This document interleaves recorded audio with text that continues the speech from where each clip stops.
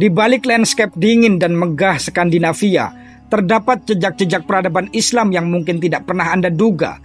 Bagaimana sebuah agama yang lahir di gurun Arab ini meresap ke jantung Eropa Utara. Bagaimana umat Islam hidup, berkembang dan berkontribusi dalam kehidupan sosial politik Denmark yang dikenal modern dan sekuler.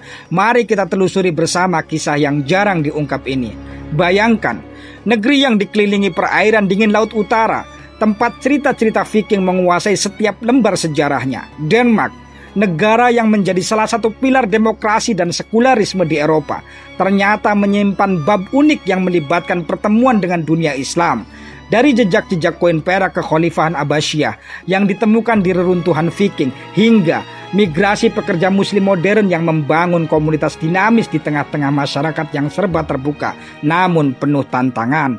Seperti yang pernah dikatakan oleh sejarawan Arnold Toynbee, sejarah adalah dialog antara peradaban-peradaban yang terus bertumbuh, beradaptasi dan memberi dampak pada satu sama lain.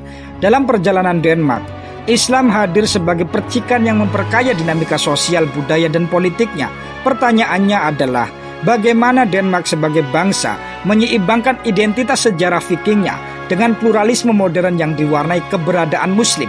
Mari kita menyelami lebih dalam ke perjalanan panjang ini, ke akar sejarah Denmark, ke momen-momen penting masuknya Islam, hingga bagaimana komunitas muslim membentuk narasi baru tentang keberagaman di negeri Skandinavia ini. Sekarang kita masuk lebih dulu kepada sejarah Denmark dari era Viking ke era modern. Denmark, bagian dari Skandinavia, memiliki sejarah yang panjang dan kaya. Bangsa Viking yang mendominasi kawasan ini pada abad ke-8 hingga ke-11 yang terkenal sebagai pelaut, pedagang dan penakluk. Mereka memanfaatkan kapal-kapal panjang untuk menyerang wilayah Eropa Barat dan Timur, serta membuka jalur perdagangan hingga Timur Tengah dan Asia. Salah satu situs terkenal dari era ini adalah Jellingstone, prasasti batu yang mencatat proses kristenisasi Denmark di bawah Raja Harald Bluetooth. Viking tidak hanya menyerang, tetapi juga mendirikan koloni seperti di Inggris, Irlandia, dan Normandia. Era ini menandai puncak dominasi Skandinavia di dunia. Pada abad ke-10, Raja Harald Bluetooth memperkenalkan agama Kristen yang secara perlahan menggantikan kepercayaan pagan. Denmark bersatu sebagai sebuah kerajaan yang terpusat dengan Copenhagen berkembang sebagai pusat politik dan ekonomi. Pada abad ke-12, Denmark menjadi kekuatan regional, memperluas wilayah ke Norwegia dan Jerman Utara. Perdagangan dengan bangsa Hanseatic membawa kemakmuran, sementara budaya Kristen mempengaruhi seni dan arsitektur. Terlihat dari katedral-katedral bergaya Romanske dan Gotik.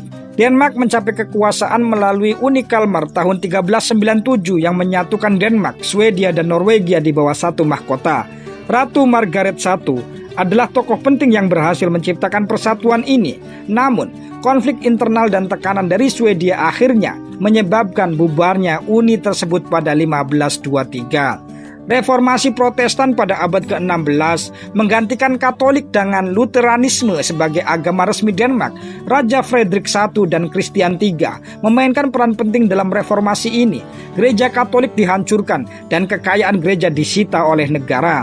Setelah reformasi, Denmark memasuki era monarki absolut di mana raja memegang kendali penuh atas pemerintahan. Konflik dengan Swedia berujung pada kekalahan dalam Perang Kalmar 1611 hingga 1613 dan Perang Sekane 1675 hingga 1679 yang melemahkan pengaruh Denmark di Eropa. Abad ke-17 dan ke-18 ditandai dengan perjuangan untuk mempertahankan wilayah. Denmark kehilangan Norwegia kepada Swedia setelah perjanjian Kiel 1814. Namun, negara ini berhasil mempertahankan statusnya sebagai monarki konstitusional setelah reformasi pada abad ke-19.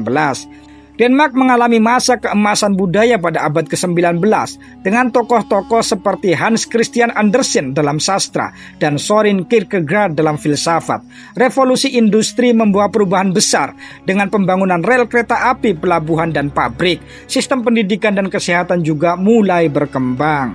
Pada saat Perang Dunia I, Denmark tetap netral tetapi ekonominya terdampak oleh blokade. Sedangkan Perang Dunia II, Denmark diduduki oleh Jerman pada 1940-1945. Namun, perlawanan bawah tanah dan kerjasama untuk menyelamatkan komunitas Yahudi menciptakan reputasi positif.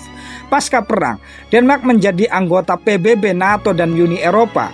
kebijakan kesejahteraan sosial berkembang pesat, menjadikan Denmark salah satu negara paling makmur di dunia. Sejarah Denmark mencerminkan perjalanan panjang dari kekuasaan Viking hingga negara modern yang demokratis. Warisan ini, baik budaya maupun politik, menjadi dasar identitas Denmark hari ini. Sekarang kita masuk pada konstitusi dan kehidupan beragama di Denmark. Denmark memiliki konstitusi yang mendukung kebebasan beragama. Namun Lutheranisme evangelikal Gereja Denmark diakui sebagai agama resmi dan mendapatkan dukungan dari negara. Konstitusi menyatakan bahwa pejabat harus menganut kepercayaan Lutheran meskipun penduduk lainnya bebas menganut kepercayaan lain. Ketentuan utamanya seperti kebebasan beragama dijamin oleh Konstitusi Denmark tahun 1849, sedangkan gereja Denmark dikelola oleh negara dengan hampir 73% populasi terdaftar sebagai anggotanya. Warga dapat memilih untuk membayar pajak gereja sebagai bentuk dukungan kepada agama mereka. Sedangkan populasi agama di Denmark yaitu Lutheranisme 73%, Islam 5,5%, Katolik dan Kristen lainnya 3%, agama lain termasuk Yahudi dan Hindu 1,5%, tidak beragama atau ateis 17%. Sekarang kita menuju pada pembahasan masuknya Islam ke Denmark. Islam sebagai agama minoritas di Denmark memiliki sejarah yang relatif muda dibandingkan dengan agama Kristen yang telah berakar sejak abad ke-10. Namun, perkembangan komunitas muslim di Denmark sangat dinamis, mencerminkan perpaduan antara tantangan dan peluang dalam masyarakat modern yang sekuler. Kontak pertama Denmark dengan dunia Islam terjadi jauh sebelum migrasi modern.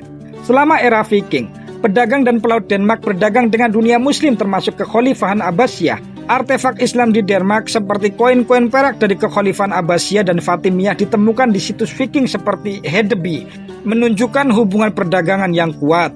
Manuskrip dan pengaruh pengetahuan Islam juga melalui jaringan perdagangan ini. Sains matematika dan astronomi dari dunia Islam mulai dikenal oleh masyarakat Eropa Utara. Masuknya komunitas muslim secara signifikan ke Denmark dimulai pada pertengahan abad ke-20 pada 1960-an. Denmark menghadapi kekurangan tenaga kerja dan pemerintah membuka pintu bagi pekerja asing, West workers dari Turki, Pakistan, Yugoslavia, dan Maroko. Tahun 1960-an terjadi kedatangan gelombang pertama pekerja muslim untuk mengisi sektor manufaktur dan industri berat.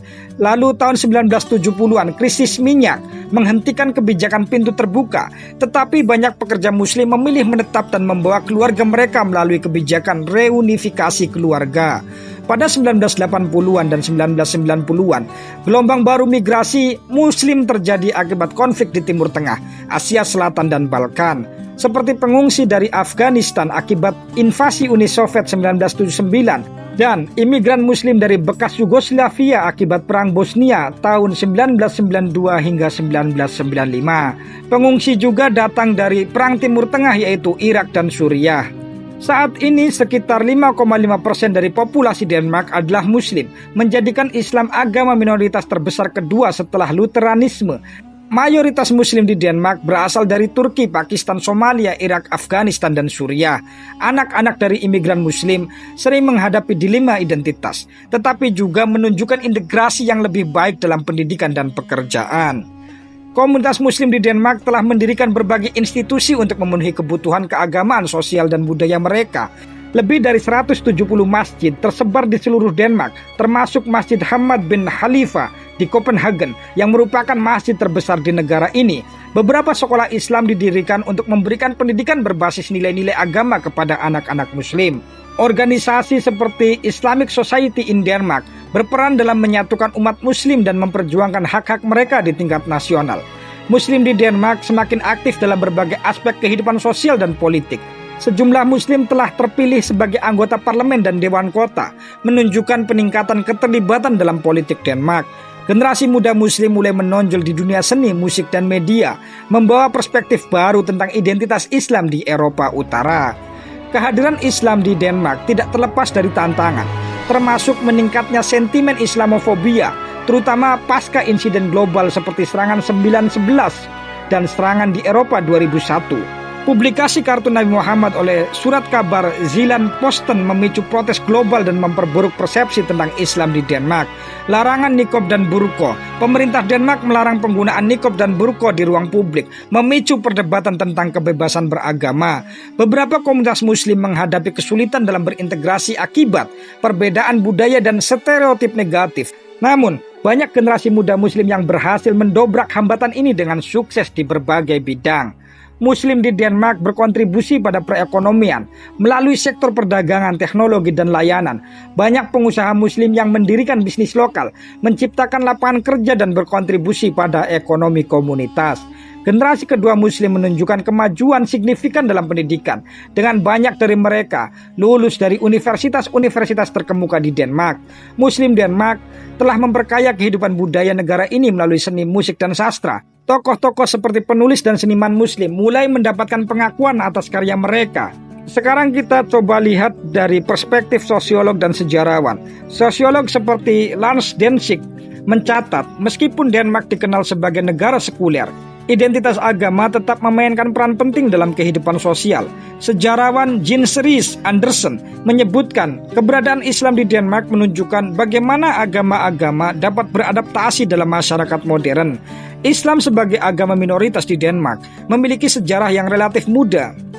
Denmark adalah negeri yang berdiri di atas prinsip kebebasan dan kesetaraan. Keberadaan Islam di negara ini mengajarkan kita tentang harmoni di tengah perbedaan. Seperti kata Nelson Mandela, ketika kita memeluk perbedaan, kita merayakan kemanusiaan kita. Semoga kisah ini menginspirasi kita semua untuk melihat dunia dengan mata yang lebih luas dan hati yang lebih terbuka. Denmark, negara kecil dengan sejarah besar, telah membuktikan bahwa peradaban bukanlah soal dominasi, melainkan dialog dalam setiap langkahnya. Islam di Denmark menghadirkan tantangan tetapi juga peluang, menjadi cermin bagaimana agama dan budaya dapat bersinergi di tengah-tengah kemodernan.